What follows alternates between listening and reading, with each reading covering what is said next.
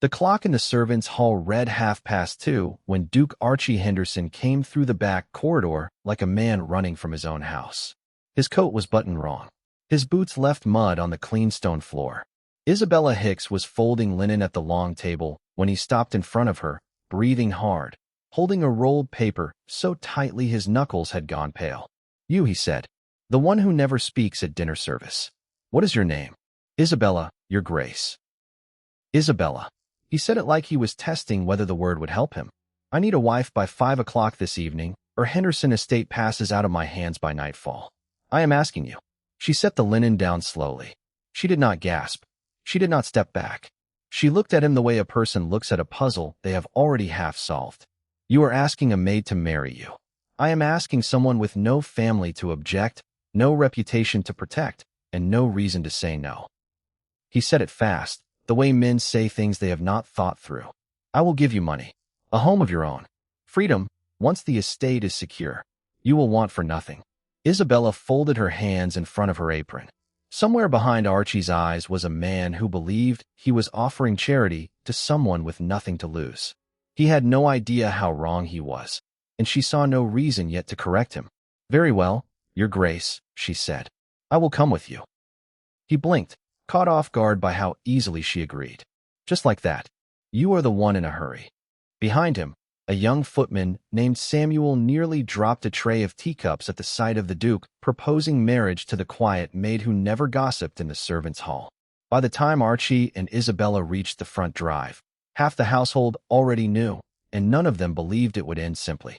They reached Magistrate Sam's office with 11 minutes to spare. Rain had started outside, tapping the windows like impatient fingers.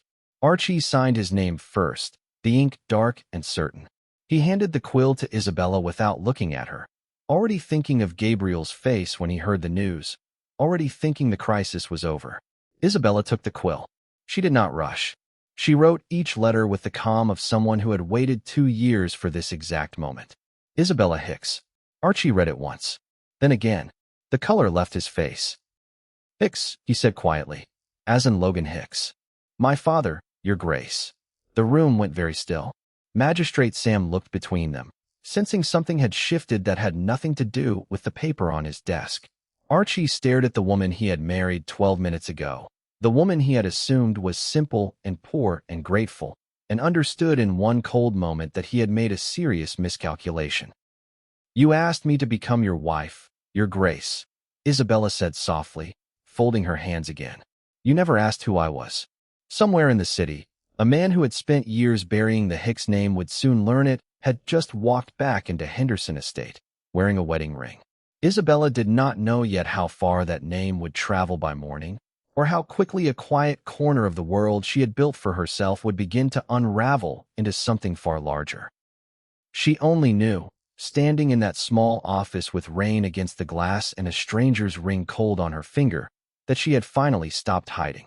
Archie folded the marriage paper with hands that were not entirely steady. 2 years of careful silence had just ended in 11 minutes, and he had no idea whether he had rescued his estate or walked directly into the middle of someone else's long-buried storm. Henderson estate had stood for 4 generations, its stone face proud even as its finances quietly crumbled behind closed doors. Archie had inherited the title 8 months earlier, after his father's death, and had spent most of that time believing the worst was behind him. That morning proved him wrong. He woke to the sound of his solicitor, Mr. Dunn, already waiting outside his study, a folder tucked under one arm and an expression that told Archie the news inside would not be kind. "There is a clause in your father's will," Mr. Dunn said, laying the paper across the desk. "An olden tale, buried deep enough that even I nearly missed it. It states that the dukedom must pass to a married heir before his 28th birthday, or control transfers to the nearest unmarried male relative." Archie stared at him. "My birthday is today." "Yes, your grace." "Who benefits if I fail? How much time do I have exactly?" Archie asked, already pacing behind his desk. "The clause states before sundown on your birthday. Given the season, your grace, that gives you until 5 o'clock this evening, by the almanac. 5 hours. Closer to 4 now, given how long it took me to confirm the wording with the court registry this morning." Mr. Dunn removed his spectacles and cleaned them slowly, a habit Archie recognized as the older man's way of choosing his next words carefully. I am sorry to bring you news like this on today of all days. I searched for a way around the clause half the night. There is none that would hold up if challenged, and it will be challenged. Almost certainly, Your Grace. Mr. Dunn did not need to answer. Both men already knew. Lord Gabriel Martin had been circling Henderson estate for years, always polite at dinner, always present at family gatherings, always one signature away from something Archie could never quite name. Gabriel arrived within the hour, dressed as though he had known this news longer than Archie had, a cup of tea already in hand, as if he had simply strolled over to watch a familiar disaster unfold. A pity about the clause, Gabriel said, settling into a chair without being asked. Though I have a solution ready, should you want it. Lady Priscilla Whitmore. Her family would welcome the match, and the papers could be drawn by evening. Practical. Tidy. No need for panic. I am not marrying a stranger because it is convenient for you, Archie said. Convenient for the estate, Gabriel corrected, smiling in a way that never reached his eyes. Unless you have a better idea before 5 o'clock, cousin, I would not waste the hours you have left arguing with me. Archie did not answer him. He left the room instead, walking the halls of a house he suddenly understood he could lose in a matter of hours. He passed the kitchen, where a young maid named Lily nearly burned the bread watching him storm by. He passed the library, the long gallery of family portraits, the servants' corridor, his mind spinning through names of women he barely knew and did not trust with something as large as his family's future. In the stable yard, he found his younger cousin Nicholas checking the wheels of a carriage, whistling as though the world were not about to end for his family by nightfall. You look like a man who swallowed a hornet, Nicholas said, wiping grease from his hands. Gabriel already telling you who to marry? Lady Priscilla Whitmore, Archie said flatly. Nicholas winced. She once told me my jokes were beneath her attention. I would rather lose the estate. That is not helpful, Nicholas. I never claimed to be helpful. I claim to be honest. Nicholas straightened, his humor fading into something more serious. Whoever you choose, Archie, choose someone Gabriel did not hand you. He has been circling this house since your father's funeral like a man waiting for a chair to become empty. Do not let him choose your wife the way he has tried to choose everything else. The words stayed with Archie as he continued through the house, restless, the clock in every hallway ticking louder than it had any right to. He thought of the noble women his mother had once mentioned over dinner, women with careful manners and calculating mothers, women who would examine a hurried marriage proposal for every hidden advantage it might offer them. He wanted none of that today. He wanted simplicity, and he believed, wrongly, that he knew exactly where to find it. Then he saw Isabella. She was carrying linen, quiet as always, the kind of person a busy household barely notices in the rush of a normal day. Archie had passed her 100 times without truly looking at her. Now, with the clock working against him, he looked, and he saw a woman with no family name attached to gossip, no father demanding a dowry, no complications he could think of. He assumed she would be easy to convince. He assumed wrong, though he would not understand that until much later. Isabella had noticed him coming down the corridor long before he stopped in front of her. She had spent 2 years learning to read the moods of powerful men from a careful distance, a skill that had kept her safe more than once, and she recognized immediately that whatever had brought the Duke rushing into the servants' hall, it was not curiosity about the linen. Your Grace, she said, setting a folded sheet aside. You look as though the house is on fire. Not the house, Archie said. My future. Possibly the same thing, depending on how the next 2 hours go. I need a wife by 5 o'clock, he told her, the words tumbling out before he had planned how to say them properly. I am asking you. Isabella's calm unsettled him more than tears would have. She agreed without begging, without crying, without asking for more than he offered outright. Something about her stillness made him uneasy, though he had no time to examine why before the carriage was already waiting. Inside the carriage, Archie rehearsed what he would say to Gabriel once the papers were signed. Isabella watched the city pass, silent, a small, private satisfaction settling behind her calm expression that he mistook, entirely, for nerves. You are quiet, he said, glancing at her across the narrow seat. I am thinking, Isabella replied. About what? About how quickly a person's life can change when someone finally stops looking past them. She did not elaborate further, and Archie, too consumed by his own crisis, did not think to press her for more. He would remember that answer later, and understand it fully only once it was far too late to undo anything that followed. They reached Magistrate Sam's office as the church bells struck the hour, the old man behind the desk peering over his spectacles at the disheveled Duke and the composed young woman beside him with open curiosity. Archie signed first. He handed her the quill, already composing his victory speech for Gabriel in his head, already imagining the look on his cousin's face. Isabella wrote her name. Archie saw the surname and felt the floor of his certainty crack beneath him. Explain, Archie said, once they were alone in the carriage, rain streaking the windows on the ride back to Henderson Estate. Why does your name matter so much to me? Isabella watched the city pass outside, her hands folded in her lap, steady even now. My father is Logan Hicks. Perhaps you have heard the name mentioned around Henderson Estate, usually in whispers, usually followed by silence and a change of subject. Archie had heard it, years ago, tied to some old dispute over land and debt that his father had never fully explained. Why were you working as a maid in my household, of all places? Because 2 years ago, my father tried to arrange my future the way your cousin tried to arrange yours today. A marriage I never agreed to, built around money I never asked for.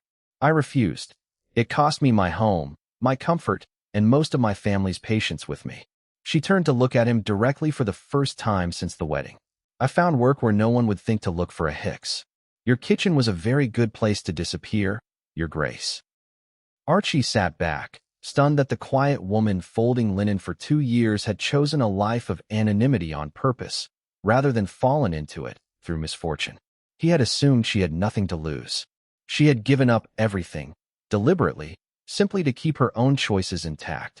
He thought back over the past 2 years, trying to remember a single moment when he had truly looked at her rather than past her, the way a man looks past furniture he has grown used to seeing in a room. He could not find one. It unsettled him more than the surname had. Does Gabriel know who you are? Not yet. Something flickered across her face, quick and careful. But he will, before supper is finished. And when he does? Then we will find out exactly how deep his interest in your family's money truly runs. Isabella folded her hands again. That same composed gesture Archie had already begun to recognize as the shape she made when her mind was working faster than her voice. I did not marry you to hide anymore, Your Grace. I have done enough hiding for 2 lifetimes. You could have told me who you were before you signed. You could have asked, Isabella said, not unkindly. You assumed a woman with no name worth mentioning would be grateful for anything you offered. I let you believe that, because it was easier than arguing with a man in a hurry.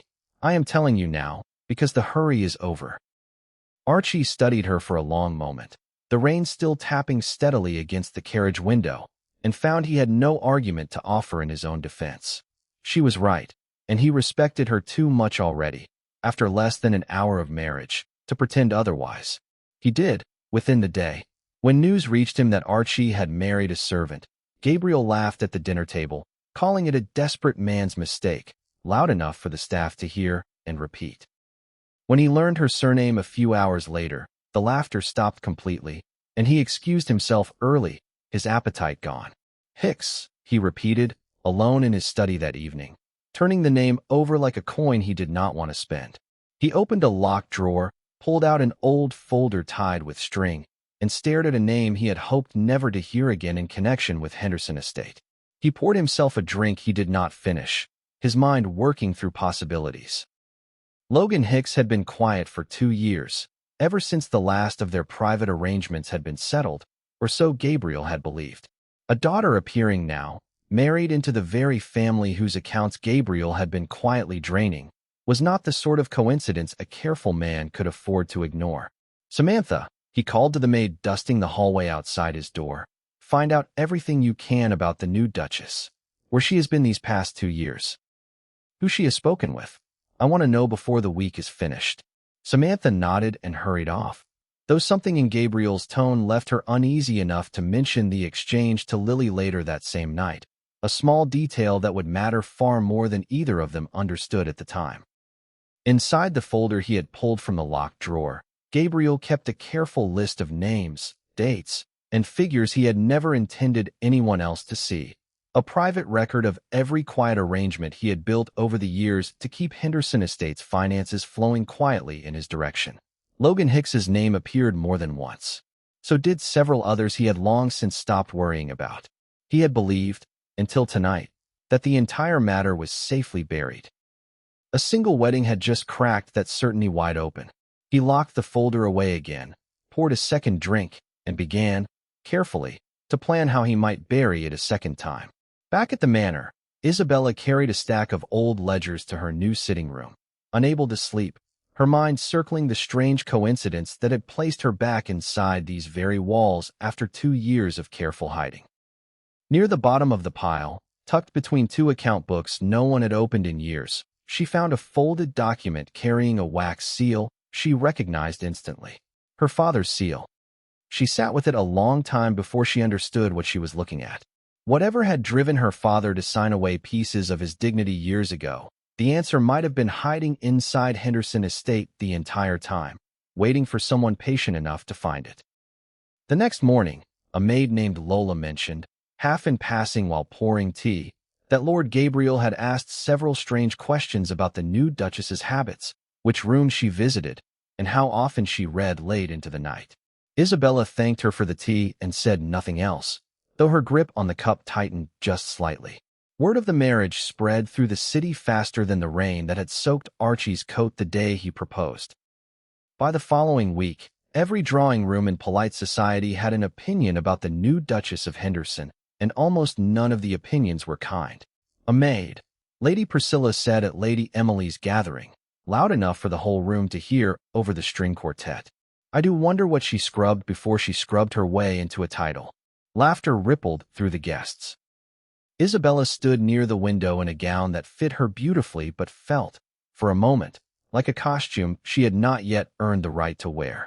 She caught Archie's eye across the room. He looked ready to intervene, one hand already lifting toward her. She gave a small shake of her head. This was hers to answer, and she intended to answer it well. I did scrub floors, Lady Priscilla, Isabella said, stepping closer, her voice light and clear, carrying easily across the room. It taught me a great deal about which stains come out with effort, and which ones never do, no matter how hard you scrub. I find that lesson useful in more rooms than the kitchen. A beat of silence. Then someone near the back laughed for real, and the laughter spread, this time aimed away from Isabella instead of toward her. Lady Priscilla's smile went thin and brittle, and she busied herself with her fan for the rest of the evening. Before they left the gathering, an older gentleman named Charles, a longtime friend of Archie's late father, approached Isabella with genuine warmth rather than curiosity, dressed as politeness. I knew your father many years ago, Duchess, Charles said. Logan Hicks was one of the sharpest men I ever played cards against, and the most honest, back before certain people made honesty costly for him. You have his eyes, and I suspect you have his spine as well. Isabella did not know how to answer at first, and used to kindness offered so plainly, and without expectation of anything in return. Thank you, sir. That means more than you know. Do not thank me yet, Charles said, glancing briefly toward where Gabriel stood across the room, watching the exchange with careful, unreadable eyes. Watch that one closely, Duchess. I have watched him for 20 years, and I have never once seen him do a kindness that did not serve him first. Isabella filed the warning away carefully, adding it to the growing collection of small, careful hints that all seemed to point toward the same uncomfortable truth. When the musicians began a slow waltz, Archie crossed the room and offered his hand to Isabella in full view of every guest who had spent the evening whispering about her. She hesitated only a moment before taking it. You do not have to prove anything by dancing with me, she murmured as he led her onto the floor. I am not proving anything to them, Archie said, drawing her gently into the steps. I am simply enjoying the company of my wife, which happens to be the most interesting company in this entire room. Your dancing has not improved since the last time I checked. You wound me, Duchess, in front of witnesses.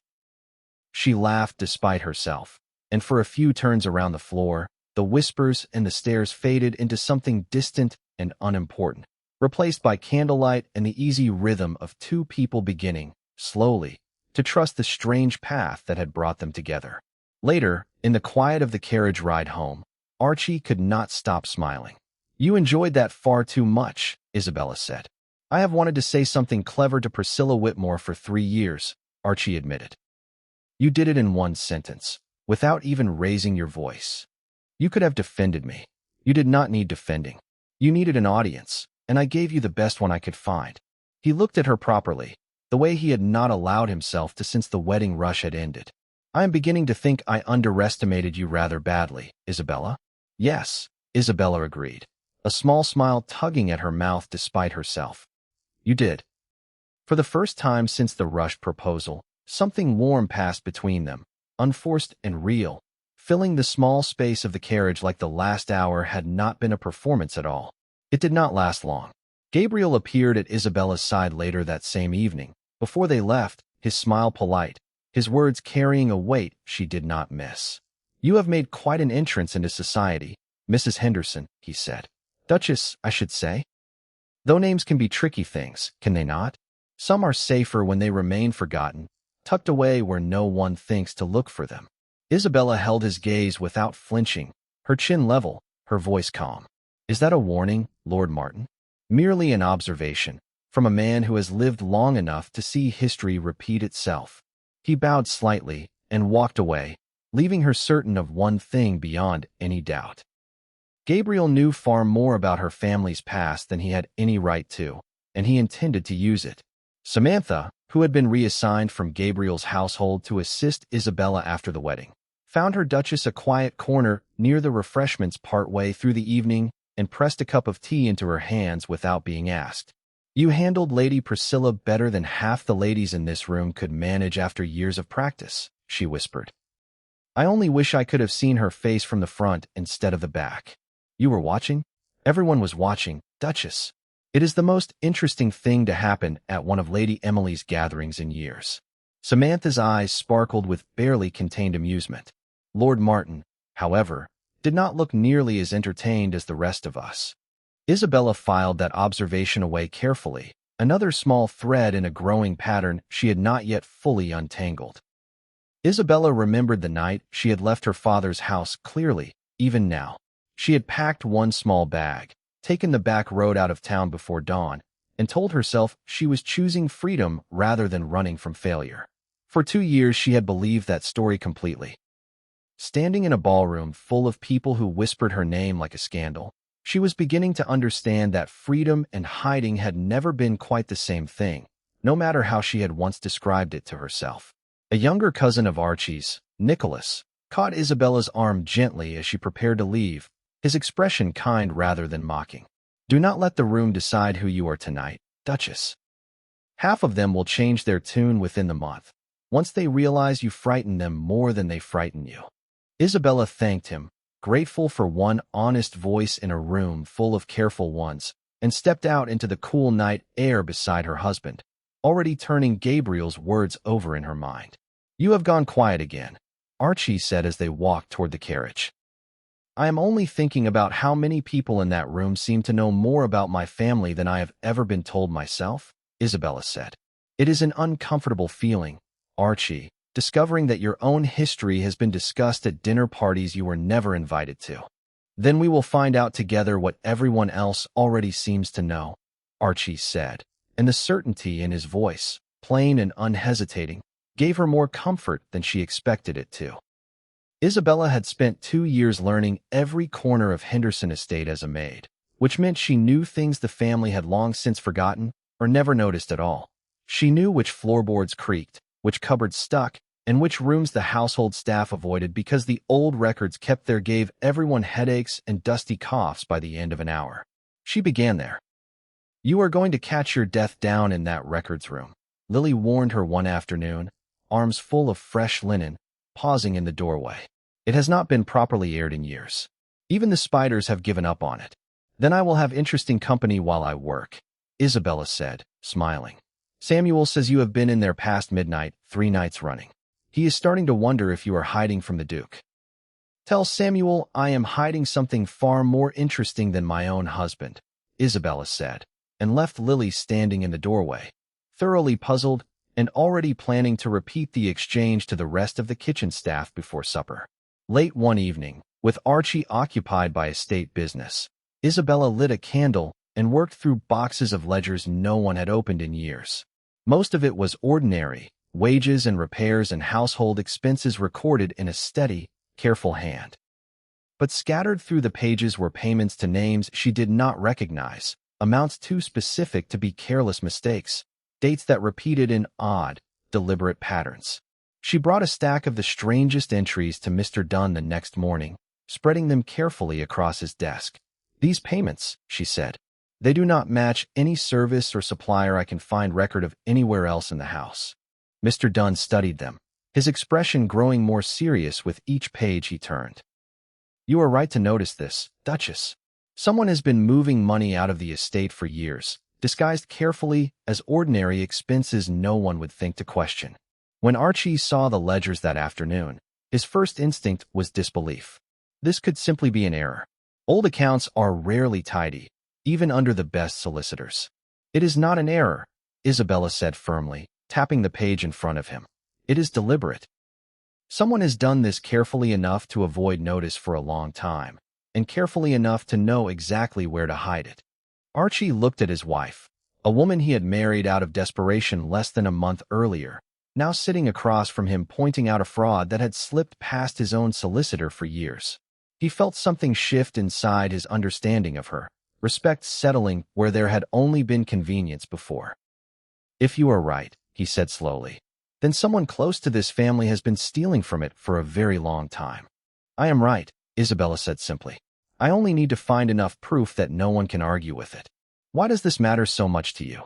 Archie asked, watching her sort through the pages with a focus he had not seen in her before, not even at the gathering where she had silenced an entire room with a single sentence. You could simply enjoy being Duchess and leave the accounts to Mr. Dunn. Isabella looked up at him, something raw showing through her usual composure for just a moment. Because my father lost everything to someone he trusted, and I spent 2 years believing it was simply bad luck or bad judgment on his part. If there is a pattern hiding in these numbers, Archie, I need to know whether luck had anything to do with it at all. Archie said nothing for a moment, understanding, finally, that this was not only about Henderson estate for her. It was about a debt owed to her own family that she intended to collect, one careful ledger entry at a time. Then we will find it together, he said. All of it. Over the following days, Isabella and Mr. Dunn cross-referenced every supplier listed in the strange entries against the merchants actually operating in the city, a slow and tedious process that filled the records room with stacks of correspondence and half-finished cups of tea gone cold. 3 names appeared repeatedly that neither of them could match to any real business. Ghost accounts, Mr. Dunn said finally, setting down his pen. Money moved through names that exist only on paper, collected quietly by whoever controls them. It is a common enough trick among men clever enough not to steal directly, and careless enough to reuse the same handful of names for years, Isabella added, circling a date on the page in front of her. Which means somewhere in this house, there is a pattern precise enough to trace back to a single hand. Mr. Dunn looked at her with something close to admiration. You would have made a formidable solicitor, Duchess, had circumstances allowed it. I have simply had a great deal of practice noticing things people hoped I would not, Isabella said, and returned to the pages without further comment. That evening, alone in the records room, Isabella found a section of wall panel that did not sit quite flush with the others, a hairline gap that would have meant nothing to anyone who had not spent 2 years dusting every inch of that same wall. Behind it was a narrow compartment, and inside the compartment, an incomplete ledger far older than the rest, its pages brittle and yellowed. She opened it carefully. Near the back, tucked between the final pages, was a letter sealed with wax she recognized from Gabriel's correspondence, the same crest she had seen stamped on invitations for years. Before she could break the seal, she heard footsteps in the hallway outside, slow and deliberate, coming closer with each passing second. She blew out the candle and waited, heart steady despite the darkness, and listened as the footsteps paused just outside the door before finally moving on. When she was certain the corridor was empty again, she slipped the sealed letter and the old ledger into the pocket of her dress and made her way quickly back to her room, careful to avoid the servants' stares where anyone might still be awake. She did not sleep that night. She sat by the window, turning the letter over in her hands, wondering whether to open it immediately or wait until she had someone she trusted completely beside her. She chose to wait. Some truths, she had learned, were better faced with company than alone in the dark. Gabriel had been watching Isabella more closely than she realized. When he learned she had been asking questions about old estate records, quietly, methodically, he understood the danger clearly enough to act before she found anything he could not explain away. 2 days later, a call went out through Henderson Estate that Lady Emily's sapphire necklace had gone missing from her room during a visit. By the time the constables arrived, a description had already spread through the staff, along with a suggestion, planted carefully by Gabriel over drinks the night before, that the new Duchess had access to every room in the house and a past that made theft plausible to anyone eager enough to believe it. The necklace was found wrapped in cloth at the bottom of Isabella's wardrobe. "I did not take it," Isabella said, standing in the drawing room while constables examined the jewelry under the watchful eyes of half the household. "I have never even seen this necklace before today. It was found in your room, Duchess," one constable said simply, not unkindly, but firmly. Samuel, standing near the doorway with the other staff, shifted uncomfortably before speaking up. "Begging your pardon, sir, but the Duchess spent the whole evening with the Dowager Duchess. I brought them both tea myself, twice, and neither one left that sitting room before midnight." "That is not evidence, boy," the constable said, though he made a note of it regardless. "It is the truth," Samuel said, jaw set stubbornly, which I understood was worth something in a courtroom, if not in a drawing room. Isabella caught his eye and gave him a small, grateful nod. It was the first voice raised in her defense that evening that had not come from Archie, and she would not forget it. Archie stood at the edge of the room, torn between the wife he had begun to trust completely and the evidence sitting in plain view in front of him. For one terrible moment, doubt crept into his expression, and Isabella saw it clearly, the way she had learned to see every small shift in a room full of people deciding what to believe about her. "You believe I could have done this," she said quietly, once they were alone in the hallway afterward. "I do not know what to believe," Archie admitted, running a hand through his hair. "The evidence is sitting in your room, Isabella. I am trying to be fair.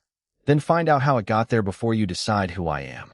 Her voice did not rise, but something in it cut deeper than shouting would have managed. "I can survive being called a thief by strangers who know nothing about me. I am not certain I can survive being doubted by my own husband." She turned to walk away, then stopped, one hand against the wall to steady herself. "Do you know what it is like, Archie, to spend 2 years making yourself small enough that no one questions your presence in a room, and then to finally stop hiding, only to be accused of exactly the kind of dishonesty you spent your whole life refusing to commit? I did not survive my father's mistakes by becoming a thief. I survived them by becoming careful." Archie crossed the hallway and reached for her hand before she could pull further away. "I am trying to be fair to everyone in this house, including you. That does not mean I have stopped believing in you. It means I am frightened of being wrong twice in 1 month." "Then be frightened quietly," Isabella said, though some of the sharpness had already left her voice, "and let the evidence speak before you decide anything else." Mr. Dunn arrived the following morning with a different kind of evidence. He had reviewed the household schedule for the night the necklace supposedly went missing and found that Isabella had been with Archie's mother the entire evening, attended by 2 servants who could confirm every hour of it without hesitation. "The timeline does not fit at all," Mr. Dunn said, laying out the schedule for Archie to see plainly. "Someone placed that necklace in her room after the fact, most likely to draw suspicion away from whatever else she had discovered in those ledgers." Archie found the fuller truth within hours. A young servant, frightened and clearly guilty, finally admitted through tears that Gabriel had paid her handsomely to hide the necklace among Isabella's belongings while the household slept. When Archie confronted his wife with the confession, she did not gloat, though she had every right to. She simply looked tired, the particular exhaustion of someone who had spent her whole life proving she was more than what people assumed about her at first glance. "I am sorry," Archie said, taking her hands in his. "I should have trusted you immediately, without a moment's hesitation." "Yes," Isabella said softly. "You should have. But I am glad you found your way there eventually." The servant who had confessed, young and frightened, was let go from the household without punishment beyond her dismissal, at Isabella's own insistence. She was afraid of a powerful man, Isabella told Archie, when he questioned the mercy. "I understand fear better than most people in this house. I will not add to hers." Gabriel, informed that his scheme with the necklace had unraveled completely, said nothing publicly, though those who knew him well noted that his smile at the next gathering did not reach his eyes even once the entire evening. That night, Archie found Isabella sitting alone by the window in their room, staring out at the dark garden below. He sat beside her without speaking at first, simply letting his presence fill the silence. "I keep thinking about how quickly this house turned on me," Isabella said finally. 2 years of quiet, careful work, and one necklace was almost enough to erase all of it. "It was not enough," Archie said. "Not in the end. And it will not happen again, not while I have any say in this house." She leaned her head against his shoulder, and for a long while neither of them said anything else, content simply to sit together in the quiet after a very loud day. Trust, once shaken, does not return all at once. Archie understood that now, fully, in a way he had not before the necklace and the constables and the doubt that had crossed his face for one unforgivable moment. He spent the following days trying to earn back what his hesitation had cost, and Isabella, though not unkind about it, made him work for every inch of it. He began helping her review the estate records himself, evenings spent side by side with candlelight and columns of numbers between them, his terrible handwriting filling the margins with corrections she teased him about relentlessly. "Your handwriting is genuinely terrible," Isabella said one evening, squinting at a note he had scrawled in the margin of a ledger. "I have seen chicken tracks in the mud that were easier to read. I would rather face a difficult, stubborn horse than another column of figures," Archie said, feigning offense. "At least a horse tells you plainly when it disagrees with you, instead of hiding its opinion in a footnote." Isabella laughed, a real, unguarded sound that surprised them both and lingered warmly in the quiet room.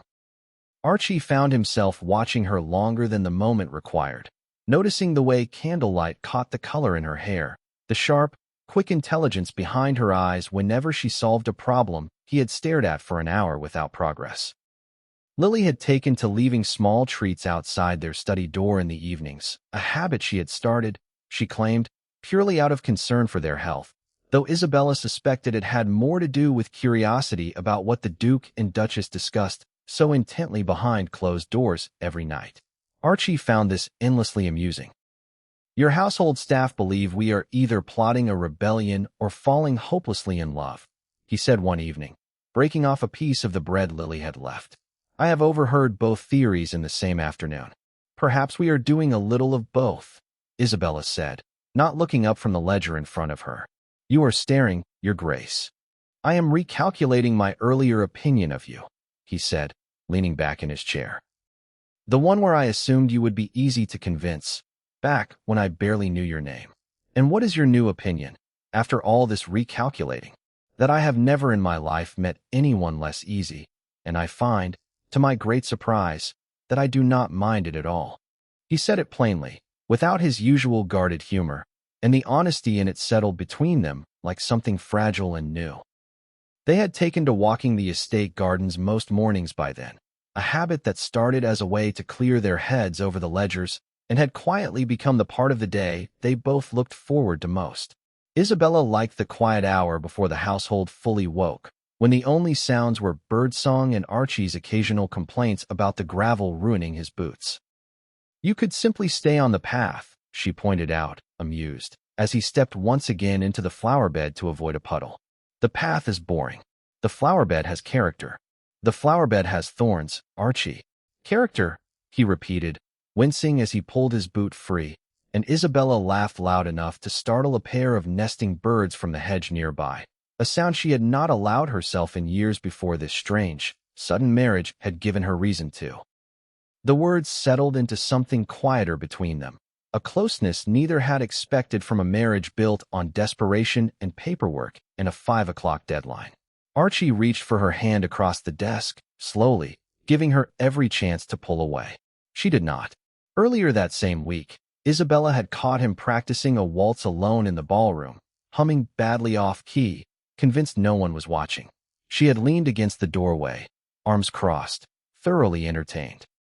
"You dance the way you write," she had said, laughing. "With great confidence and very little accuracy. I will have you know I was considered quite passable at my sister's wedding." Archie had protested, spinning to face her, slightly out of breath. "Passable is a generous word for what I just witnessed.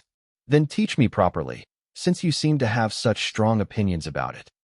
She had, spending the better part of an hour correcting his footwork while he complained the entire time and refused to admit how much he was enjoying himself.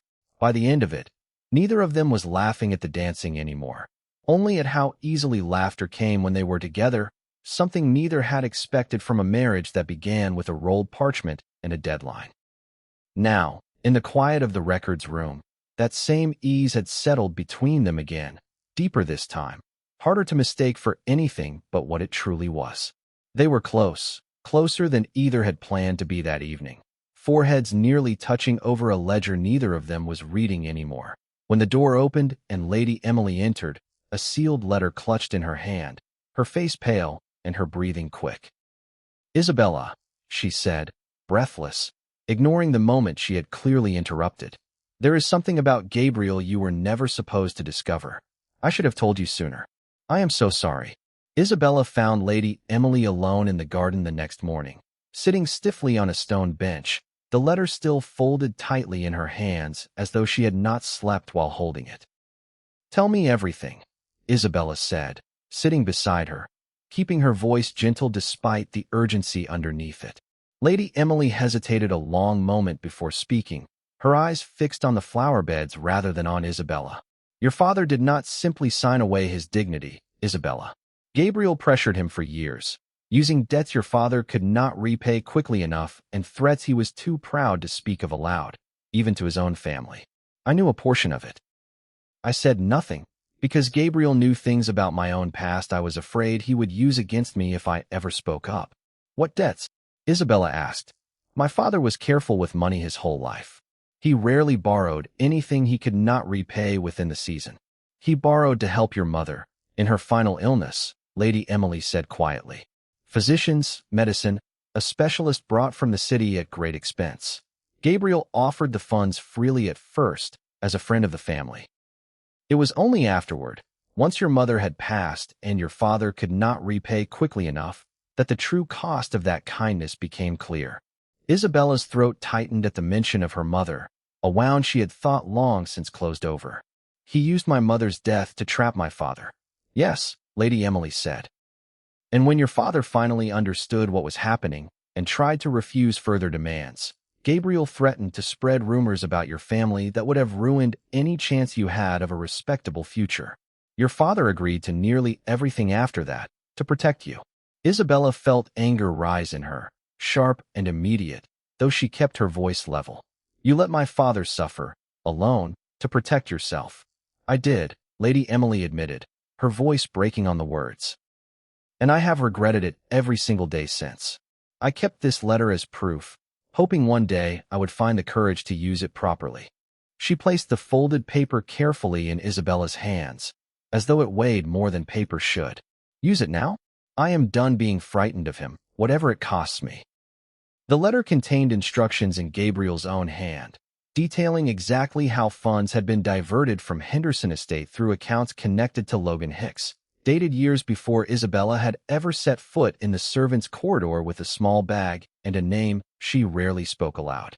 Mr. Dunn confirmed the handwriting and the seal within the hour, comparing it carefully against other samples of Gabriel's correspondence. "This changes everything," he said, setting the pages down with obvious satisfaction.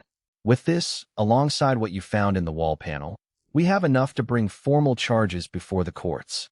Archie read the letter twice, understanding fully for the first time how long Gabriel's scheme had been running beneath the surface of his own family's affairs, and how close it had come to costing him everything, including the woman standing across the desk from him now.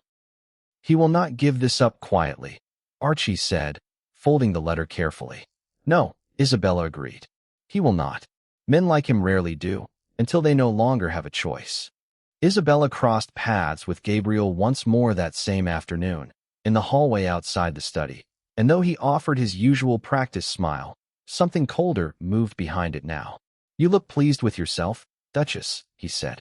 "I am simply enjoying a quiet afternoon, Lord Martin."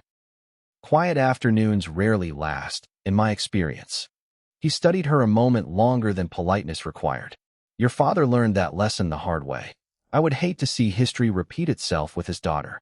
"History only repeats itself for people who never learn from it," Isabella said, holding his gaze without flinching. "I intend to learn from all of it, Lord Martin, every last piece."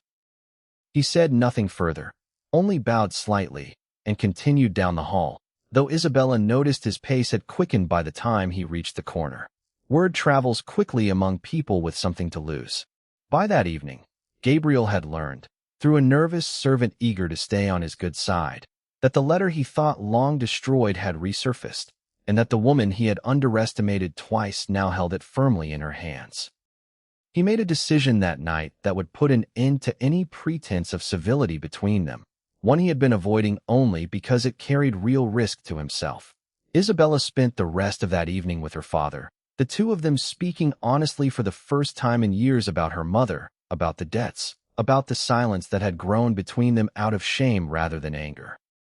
It was not a full reconciliation, not yet, but it was a beginning, and Isabella found she wanted more of it, once the danger surrounding them had finally passed.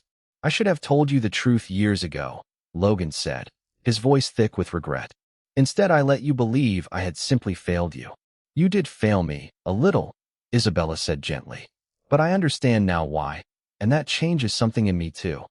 The house had gone quiet, most of the staff asleep, when Isabella noticed a shape moving past the records room where she had locked the ledgers and Gabriel's letter earlier that day. She followed quietly, candle in hand, her bare feet silent on the cold floor, until she saw the door standing open that should have been locked tight. Gabriel stood inside, tearing through drawers with quick, desperate movements, papers scattered across the floor around his boots. "Looking for something, Lord Martin?" Isabella asked from the doorway, her voice steady despite the pounding in her chest. He turned, no longer bothering with polite smiles or careful words. "You should have left well enough alone, Isabella. Your father learned that lesson years ago, and it nearly ruined him." Isabella did not move from the doorway. "Then perhaps it is time someone in this family finally learned differently." Gabriel stepped toward her, all pretense of charm gone from his voice. "Give me the letter, Isabella. This does not need to end badly for anyone. It already has ended badly, Lord Martin. For my father, for Lady Emily, for everyone you decided was small enough to frighten into silence." Isabella held the ledger tighter, refusing to retreat toward the door he was slowly blocking. "I am not afraid of you. You should be." He lunged for the papers just as Archie's footsteps sounded in the corridor outside, and for one sharp second Isabella thought he might actually reach her before help arrived. Archie arrived moments later, drawn by the sound of raised voices echoing down the corridor, and the confrontation that followed moved quickly through the dark halls of the manor, Gabriel grabbing for the ledger before Isabella could secure it fully, Archie stepping between them without a second's hesitation, a struggle that ended with Archie taking a hard blow to the shoulder as he shielded his wife from Gabriel's desperate reach. Isabella did not hesitate. She snatched the letter from the desk and ran, her slippers slapping against the cold stone floor, Gabriel close behind her through the dark corridor, past the long gallery of family portraits that seemed to watch the chase with painted indifference. She turned a corner too sharply and nearly lost her footing, catching herself against the wall just as Gabriel's hand closed on empty air where her sleeve had been a moment earlier. "Enough of this," Gabriel snapped, his composure fully gone now, his breathing ragged. "You cannot outrun me forever in my own family's house. It stopped being your family's house the day you decided to steal from it." Isabella shot back, ducking through the servants' passage she knew better than anyone else in the manor, a shortcut Gabriel had clearly never bothered to learn in all his years circling the estate. The sound of servants roused by the noise, Samuel and Charles among them carrying lanterns and shouting for the constables, finally sent Gabriel retreating into the night rather than risk being caught with his hands on stolen evidence, his footsteps fading down the drive long before the household had fully gathered itself. Later, in the quiet of their room, Isabella pressed a cloth soaked in cool water against the bruise forming on Archie's shoulder, her hands unsteady for the first time since the marriage began. "You could have been seriously hurt," she said, her voice tight with worry she did not try to hide. "You could have lost the letter," Archie said, wincing slightly as she worked. "I was not going to let that happen, whatever the cost to my shoulder. I was not thinking about the letter when I saw him reach for you." Her voice caught slightly, the calm mask slipping for the first time in weeks. "I was thinking that I did not want to lose you, Archie." It was the first time she had used his name without the title attached to it, and he noticed immediately. He reached up, gently covering her hand with his own, stilling it against his shoulder. "I fell in love with you somewhere between the ledgers and the laughing, Isabella. I did not plan for it. I do not regret a single moment of it. I love you too," she said, and meant it completely, the words simple and certain in a way nothing else about their arrangement had ever been. They kissed then, unhurried and certain, the kind of moment that made every difficult week before it worth surviving. Whatever came next, they would face it together, as true partners, not as strangers bound by a rushed contract and a 5 o'clock deadline. What came next arrived within days. Gabriel, cornered and desperate, publicly declared his intention to challenge Archie's control of Henderson estate before the courts, betting everything on documents he still believed no one could disprove convincingly enough to matter. The news spread through the household quickly. Lily brought word to the kitchen before breakfast was even finished, and by midday every servant in the house understood that the quiet duchess who had once folded their linen beside them was about to stand in a courtroom and decide the fate of the family that employed them all. "Do you think she will win?" Lola asked Samuel quietly, watching from the kitchen window as Isabella and Mr. Dunn loaded a heavy case of documents into the carriage. "I think," Samuel said, "that Lord Martin has never once faced a person who was not afraid of him. He does not know what that looks like yet." The hearing room was full by the time Gabriel arrived, confident in a way that made Isabella's stomach tighten with anticipation rather than fear. He carried a folder of his own documents, prepared to argue that Archie had mismanaged the estate and that Isabella's background made her an unreliable witness to anything of consequence. "This woman was a servant in that household," Gabriel said, addressing the room with practiced confidence. "Are we truly meant to believe her sudden discovery of financial fraud, so conveniently timed to protect her husband's inheritance and her own new title?"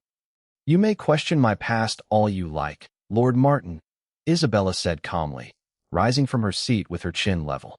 "It will not change what the documents say, no matter how loudly you question it." Mr. Dunn presented the evidence methodically, laying out dates and signatures with the patience of a man who had spent his whole career waiting for a case exactly like this one. Several of Gabriel's supporting documents contained dates that made no sense under close examination, one bearing a signature from a man who had already passed away well before the date recorded on the page. Logan Hicks, present at Isabella's request, stood to speak for the first time in years about the pressure Gabriel had placed on him. "I signed those papers because I was afraid of what he threatened to do to my family if I refused him," he said, his voice unsteady but clear. "I have carried the shame of that decision for a long time. My daughter should never have paid the price for my fear, and I am ashamed it took this long to say so plainly." Lady Emily confirmed everything from her own vantage point, her voice steady despite the visible tremor in her hands, finally free of the secret she had carried far too long, for far too great a cost. Charles rose next, uninvited but welcomed by the presiding magistrate, and spoke plainly about the years he had watched Gabriel maneuver through Henderson family affairs with a patience that had always struck him as calculated rather than kind. "I have known this family for 30 years, Charles said. "I have never once seen Lord Martin do a single thing that did not eventually serve his own interests. I only regret that it has taken this long for the rest of the room to see it as clearly as I have. Mr.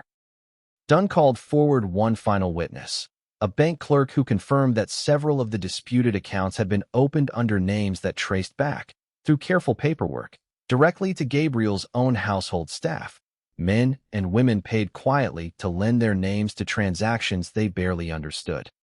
Gabriel, watching his careful construction fall apart piece by piece in front of the entire room, turned one last time to Archie, his voice low enough that only those nearest could hear it clearly. You would still be scrambling for a wife by 5 o'clock if I had not forced your hand with that entail. You owe your entire happiness to me, cousin, whether you admit it or not. I owe my happiness to my wife, Archie said evenly, and my ruin very nearly to you. I think we both know which debt matters more. The magistrate called the room to order, silencing whatever reply Gabriel might have offered. When the ruling came, it came swiftly and without mercy for a man who had spent years counting on nobody ever looking closely enough to catch him. A second clerk, called by Mr. Dunn from the bank Gabriel favored for his private business, confirmed under careful questioning that withdrawals had increased sharply in the weeks after each of Logan Hicks's 4 signatures, a timeline too precise to dismiss as coincidence.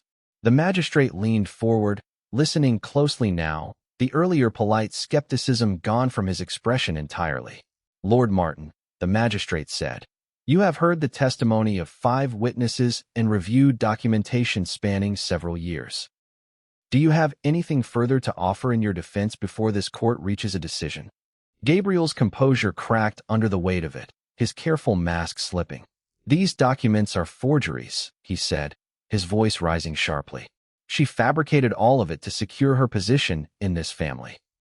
Isabella stepped forward and placed the final letter on the table in front of him, the one written in his own unmistakable hand, detailing every diverted payment in exact figures no forger could have known to invent. The room went completely silent. Mr. Dunn confirmed the seal and the handwriting belonged unmistakably to Gabriel, comparing it once more against samples the court itself had on file. There was no argument left for him to make. Gabriel's scheme, years in the making, collapsed publicly in front of the very people he had spent his career trying to impress and control. His social standing did not survive the hearing. Formal charges followed within the week, and the courts stripped him of any remaining influence over Henderson estate entirely. Archie retained full control of his family's home. Isabella's name, once a thing to hide in a servant's corridor, was cleared completely and publicly, spoken now with respect rather than suspicion. Gabriel faced the consequences of years spent building his fortune on other people's fear and silence. His name, once respected in every drawing room in the city, became a quiet warning example instead, and the courts ensured he answered fully for the money he had taken from a family that had once trusted him. Logan Hicks asked his daughter for forgiveness in the weeks that followed, admitting fully what his silence and his fear had cost her over the years. Isabella did not pretend the past had not hurt her deeply, but she chose, deliberately and carefully, not to carry its full weight forward into the life she was building now. I cannot change what happened to either of us, she told him, sitting with him in the garden where so much had already changed. I can decide not to let it decide the rest of my life, or yours. Lady Emily, freed from years of quiet fear, began slowly rebuilding what honesty had nearly cost her, choosing truth over silence from that day forward in every part of her life. She and Isabella took tea together most Sundays after that, the distance between them shrinking a little more with each visit, until it no longer felt like distance at all. Mr. Dunn's careful, patient work earned him a reputation as one of the most trusted solicitors in the city, a quiet man finally recognized for the integrity he had always carried without complaint or reward. He would later say, whenever anyone asked him about the Henderson case, that the real credit belonged to a young duchess who had once been dismissed as nothing more than a maid folding linen in a back corridor, and who had proven, patiently and without a single raised voice, exactly how wrong that assumption had been. Lady Priscilla Whitmore, who had mocked Isabella so confidently at that first gathering, found her own reputation quietly diminished once society learned how thoroughly Gabriel had deceived people far more powerful than a former maid. She approached Isabella once, months later, at a smaller gathering, her pride visibly bruised but her manner sincere. "I judged you unfairly," Priscilla admitted, not quite meeting Isabella's eyes. "I judged a great many things unfairly, it seems, including my own certainty about who deserved respect in that room." "Then perhaps that lesson was worth more than the embarrassment it cost you," Isabella said, not unkindly, and offered her a genuine smile rather than the satisfaction Priscilla had clearly braced herself for. It was not friendship, not yet, but it was a start neither of them had expected. Nicholas, true to his word, never let Archie forget how badly he had nearly chosen Lady Priscilla Whitmore over the woman who had ultimately saved his entire family. "I told you Gabriel's choice would have been a disaster," he liked to remind Archie at every family dinner, to Isabella's great amusement and Archie's mild irritation. Henderson estate recovered fully once the stolen funds were returned through the courts, down to the last careful shilling. Isabella received what remained of her family's rightful inheritance, money her father had once been pressured into signing away out of fear rather than choice. Archie gave her something more valuable than money, though. He granted her independent authority over a portion of the estate, not as a gesture toward his duchess, but as recognition of a partner he trusted completely, without reservation. "I am not giving you this because you are my wife," he told her, standing in the same records room where she had once found the hidden ledger behind the wall. "I am giving it to you because you are the reason this house still stands at all. You are my equal in every single way that matters." Isabella thought of the day he had rushed into the servants' hall, desperate and certain she had nothing to lose by agreeing to his proposal. She had not married him because she had nowhere else to go. She had chosen him, deliberately, the same way she had chosen every difficult path that had eventually led her back to this house, and back to herself. Logan Hicks, slowly rebuilding both his finances and his relationship with his daughter, took a small position advising Mr. Dunn on matters of estate management, work that suited his careful nature far better than the pride he had once tried to protect at any cost. He and Isabella began exchanging letters weekly, then visits monthly, the space between them narrowing a little more each season. Isabella often thought, in quiet moments, about the version of herself who had walked through the servants' entrance 2 years earlier with nothing but a small bag and a name she had been too frightened to speak aloud. That woman had believed safety meant staying small.